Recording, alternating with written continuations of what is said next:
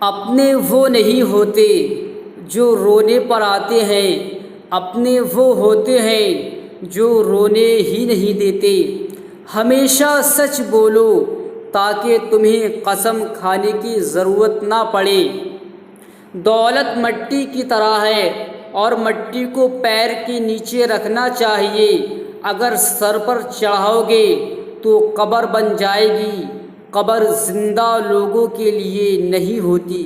دنیا کا سب سے زیادہ خوبصورت پودا محبت کا ہوتا ہے، جو زمین میں نہیں بلکہ دلوں میں اگتا ہے۔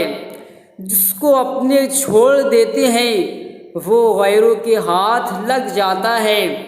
ہمیں چاہیے کہ اپنی ہر چیز دوست کے لیے قربان کر دیں، پر کسی چیز کے لیے اپنے دوست کو قربان نہیں کرنا۔ حضرت علی نے فرمایا، پریشانی میں مذاق اور خوشی میں طعنہ مت دو، کیونکہ اس سے رشتوں میں موجود محبت ختم ہو جاتی ہے۔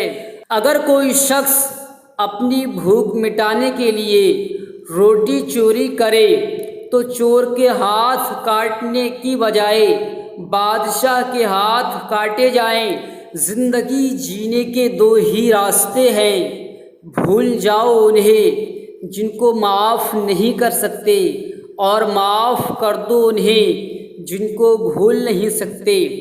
اگر محبت ان سے نہ ملے جن سے آپ پیار کرتے ہوں تو پھر محبت اس کو ضرور دینا جو آپ سے پیار کرتے ہوں۔ تم کسی کے ساتھ بھلائی کرو، تمہیں اس کا بدلہ برائی کی صورت میں ملے تو سمجھ لو کہ تمہاری نیکی قبول ہو گئی۔ اپنی سوچ کو پانی کے قطروں کی طرح شفاف رکھو، کیونکہ جس طرح قطروں سے دریا بنتا ہے اسی طرح سوچوں سے ایمان بنتا ہے۔